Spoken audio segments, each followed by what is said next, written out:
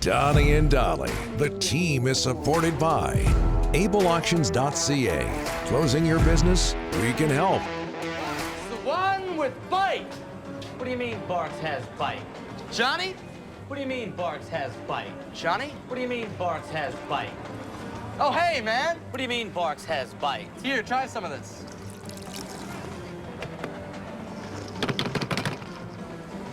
Ouch. I haven't seen him that excited since he got his heels. Ouch.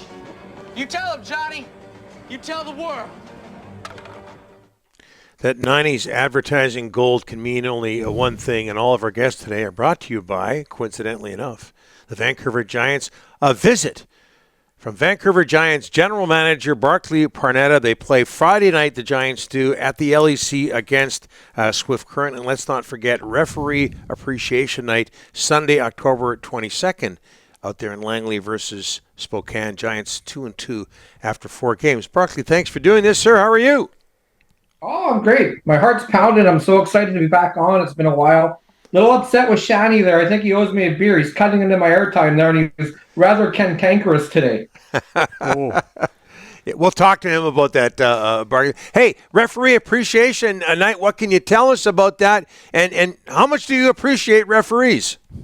Well, you know what? Pete Toigo, really full marks to him. He came up with this idea over a year ago, and he ran it by me, and I thought it was a fantastic idea. I when I played, I had great relationships with the refs, and I think it's rather important, but the reasons behind it to help promote and sort of foster the willingness of young kids to get involved in refereeing, I just think it was a fantastic idea. It certainly got a lot of attention. I was getting text messages from people in NHL that evening once they saw the tweet, but I think it's a fantastic idea. October 22nd, I really think it's going to be neat. Okay, and Ryan, if we can, there you go. These are the uniforms Nice. that the Giants are going to be wearing. Barclay, I don't know if this has been done, if this is widespread across the hockey world, but if it isn't, I think you're going to start something here. Honestly, I can't believe I don't know of any place that has ever done this in any sport. And really, to me, especially coming out of COVID, it makes a lot of sense to give them the support. That, you know what? The picture of the goalie in the middle, that's Matthew Hutchison. Mm-hmm. And oddly enough, Matthew Hutchison, not only was he the one of the most valuable players on his junior B team last year, he also was voted a top official because he took the time during the season to actually ref games in minor hockey last year. Yeah, you go to minor hockey games, and if you ask the kids, you're bang on, Barclay. You know better than I do. A lot of them are young officials, and you want those young officials because a lot of youngsters don't want to officiate because they tend to take a lot of abuse. 6-2, you lose in Portland. I hate to bring this up, but you lose 6-2 in Portland on Saturday. I bring it up because Portland is the number 1 ranked team right now in the Canadian Hockey League. What separates them from everybody else?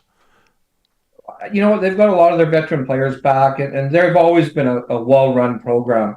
It really is a team that they've got a strong coaching staff.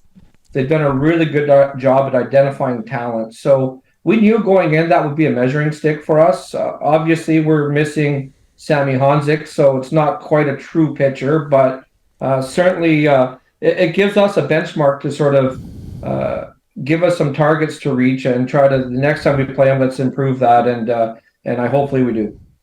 You mentioned Samuel Honzik, first-round draft pick of the Flames last year, got hurt in a preseason game in Calgary. Bark, what's his status? How long out?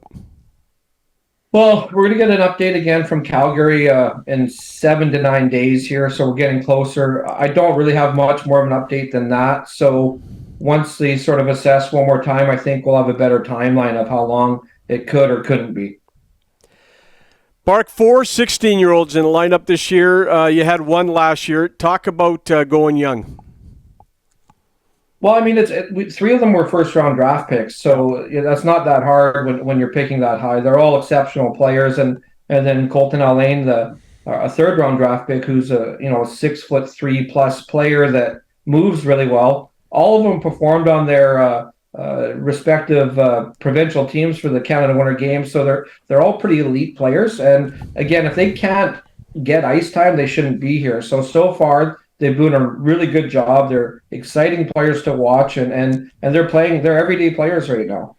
And quickly, Barclay, my youngest boy is around the same age as Cameron Schmidt. I've been hearing about him for a long, long time. Rick just mentioned 16-year-olds. He's one of them, highly touted, 3 points in 4 games. What's in his future? Well, he's got a bright future. If you remember, I think last year we had Hendy pull up the clip of him scoring that goal in the semifinals at the school championships. He's an electrifying player that is just really dynamic, incredibly fast. Like literally, he is getting 1 or 2 breakaways a game just with his speed alone. So a really fun player to come on and watch. I really think people will watch him grow with our team, but be excited about seeing where he gets to. Like just out of your seat type of guy. Okay, we got to get you back soon. I know you look forward to being on this show Friday night against Swift Current in Langley, and Referee Appreciation Night, October 22nd. That's a Sunday against Spokane. Thanks, Barclay. Yep. I want Bill Belichick today with the hoodie. So. Oh yeah, exactly. Looking good. Yeah. Appreciating and Ian Furness too. I seen him on there here. So next time you have him on, you got to say hi from Barks. Okay, I will. I'll be sure to do that.